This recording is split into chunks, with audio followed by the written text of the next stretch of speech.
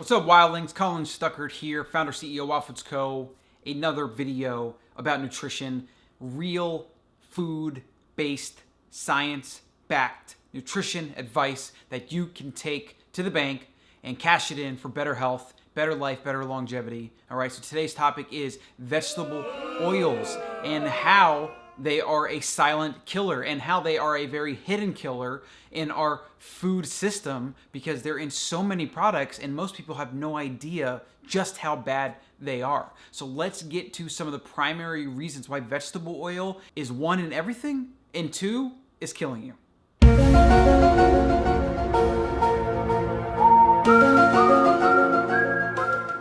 Okay, so this goes back a long way.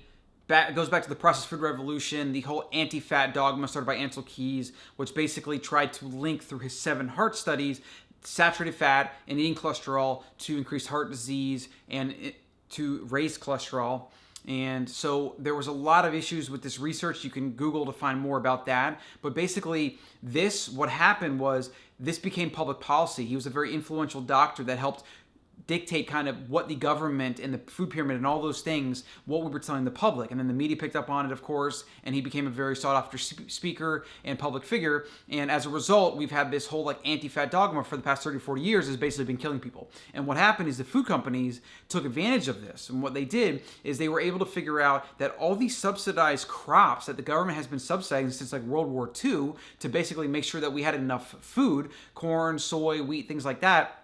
Well, these big food companies jumped on this opportunity to take these mass-produced monocrops and figure out how to extract the fat from these foodstuffs, right? That in nature, you don't have a lot of fat found in these. Like, for example, corn, to get fat out of corn and create corn oil, you have to have massive quantities of these things, right? So these aren't things that are natural to the human diet. There's all this, there's all these reasons why it happened, but in general, the primary thing is subsidized crops, big food companies, because it's subsidized by the government and because they already make so much of it so cheap, whatever, figured out how to get vegetable oils and seed oils out of these foodstuffs, and then they use that in the majority of processed foods. That's why almost all processed refined food you find, the fat in those foods is either from corn, soy, cottonseed, canola, grapeseed, whatever. These are the oils, these cheap oils that are used most of the time. You don't find tallow and lard and even coconut oil, avocado oil, all these other oils that are generally better for the human being. You don't find those because they're more expensive, they're not subsidized, right?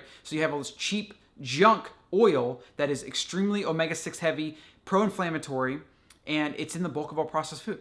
The thing that really is bad with this stuff, guys, is it's in the bulk of all restaurant food. It's in the bulk of all food that you eat out. Even if I'm gonna go to Whole Foods and I'm gonna eat at their food bar, which I don't really do it much anymore, they're using canola oil in almost everything. Or they're using some low-quality fryer oil that they use multiple times, and each time they use it, it breaks down more and more. There is a ton of this stuff that's hidden under, in plain sight, in the kitchens, in the food processing, in the bag of chips or whatever, right? And people don't understand how bad they are for you. And I'm gonna go into why they are that bad for you, but that's kind of why they're so ubiquitous and so prevalent, because the government has basically subsidized them, and the processed food revolution has basically made them a staple in our food system, which is again why you must eat at home and cook your own foods using salts and oils that are approved and that are going to bring out the best from your genes. That's why home cooking is still the key to real food nutrition. Now let's get into what they actually do to the body and why they're so bad. All right, so the 2 things that we need to talk about with these are PUFAs, P-U-F-A-S, polyunsaturated fatty acids. Now these are the fats primarily found in plants, right? And then you have MUFAs, monounsaturated fatty acids, which you found more typically in macadamia nuts and olive oil and things like that. Those are typically a little bit more shelf stable and better for you in general than the PUFAs. The PUFAs are the ones that you have to really watch out for 2 reasons. 1, oxidation. 2, omega-6 to omega-3 balance level. And I'm going to talk about number 2 after this clip, but this one I'm going to talk about oxidation. PUFAs easily oxidize and turn rancid, and it's a breakdown of again, I'm not a science buff. I respect science and I appreciate science, but I don't get too nitty-gritty into the reasons why. So that is something you should research on your own. But I believe it's a breakdown of the carbon chains, and what happens is when this breaks down, it basically is not natural for your body, and so it goes in your body and it causes oxidative stress and free radical damage. so that when you eat these foods that are basically damaged, you in turn in your body are going to be damaged as well through various mechanisms that, again, I'm not super keen on the exact why, or I should say how. So look into that on your own if you are interested. But in general, when a fat is oxidized, it's bad for the human body. That's the very simple way to think about it. Oxidized fat equals bad, okay? And you get oxidation from omega-6s because they're so sensitive to light, heat, and processing, right? You get these oxidized oils. I would venture to say, as the rule, they are oxidized. When they're run through heavy machinery, when they're grown the way they're grown, when they're processed through machining and these mass agro-farming, monocrop things they do, not to mention, they spray these crops with hormone disrupting, antibiotic type, Roundup and all these other weed killers that has been proven to destroy parts of the human body, right? And that's a whole nother topic for another day.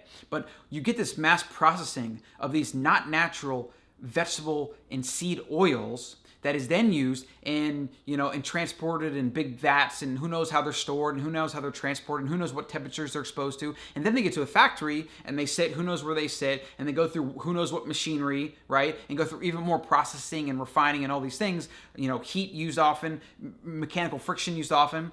And then that goes into a food that you then eat yourself. Need I go on? Do you see how disconnected that is from something you might find in nature? It's just a disconnect. Almost all omega-6s in processed food, I'm going to venture to say, more likely than not, are oxidized. And when they're oxidized, they cause oxidative stress, and then they cause free radicals and all these other things in your body that basically age you, that basically make you fat, that basically make you sick, that basically just do everything wrong in your body that you don't want for your body and your health. Processed food, right? Stay away from it. You would get the bulk of these omega-6s out of your diet. Except if you're buying food that's cooked by a corporation, like even at Whole Foods, I would say 90% of the crap in Whole Foods I can't eat and I won't eat, and I don't think anyone should eat it. It's basically health junk food because they're still using highly mechanized processes. They're using a lot of these cheap oils, right? Even when they throw an organic label on it, it's still crap. They just happen to pay for an organic label. There's a lot of issues with organic that I won't get into today, but that's something to look out for. Is like even these health foods, when they're in a package, organic label, read the ingredient list because you still find a lot of this junk in there. In fact, there's like soybean oil and crap in a lot of the products at Whole Foods, which shouldn't be the case, really.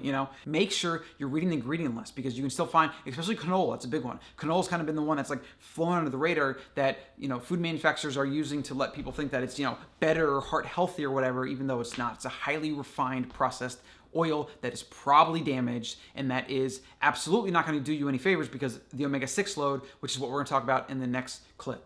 Okay, so to review, most omega-6 that you find, especially in processed food, is heavily processed, heavily refined, and probably oxidized, which is going to cause issues for you in your body, right? And then restaurant food, they use these seed oils, these vegetable oils, and a lot of times even trans fat in their fryers, on the grill, on the griddle, to marinate things, to basically cook. Even some of the best restaurants in Austin, I know they're using these oils. I just know it because it's just standard for the restaurant business, which is why you can't really control and eat truly real food if you're eating out or if you're letting corporations cook for you. Just get in the kitchen, guys. Get in the kitchen, cook your own food from raw, real ingredients. You can control the fat, and you can control the salt, and you can control the spices, and you can control all of that. And everything that goes into your plate, you get to control it, and that's the only true way you can control your health. So we have the omega-6 to the omega-3 balance. In nature, for the human body, from the animals we would consume in the natural human diet, we would have something around a 1-to-1